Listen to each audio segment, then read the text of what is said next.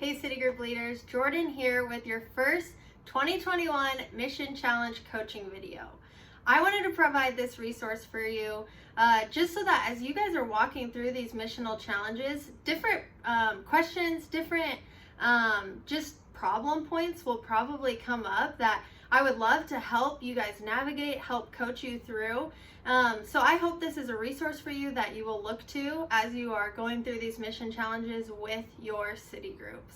So January, we have jumped in, done our first mission challenge, and it's our 3x3 prayer. We've committed to praying for 3 people who we long to come into a relationship with Jesus, to know him, to trust him, and to love him. And we've set alarms on our phones to pray for those people. We've challenged our people to join us in that, and my hope is that it's been going really well, that we've committed to praying because it all starts with prayer. But 2 things that I want to note for you guys as you check in with your city group about how it's been going that hopefully serve as a little bit of a help as you guys talk about these accountability questions and these check-in questions. First one is, we have a saying around the Providence office that what gets celebrated gets repeated. So in your city groups, as you guys are checking in, as you are discussing these accountability questions, my hope is that this is a space that we get to celebrate. We get to celebrate your people, your city group members, committing to praying and to sticking to these missional challenges, and we get to hear stories of some of the fruit that has come from that.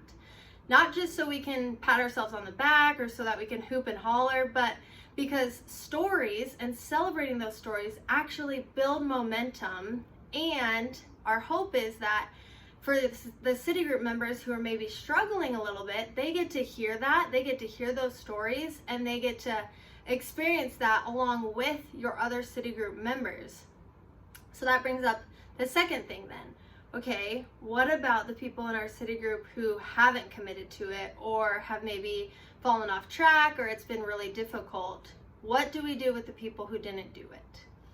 I would say we need to meet them with 2 things. One, we need to meet them with grace, and we need to meet them with accountability. So we have to have a posture of grace, of understanding, say, brother, sister, I get it. Life is busy. It's hard, it's difficult, it's hard to stop what I'm doing when my alarm goes off and to pray for these people.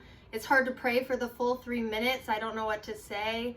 Relate with them, understand with them, lament that this is hard, it's not easy, but then call them back into action.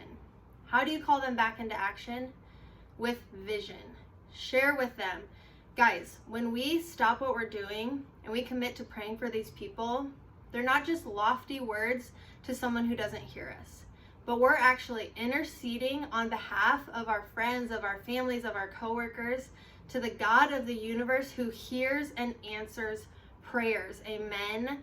We're praying for these people because we actually believe these prayers have impact and have meaning, and that God can hear them, answer them, and that these people's lives will be changed.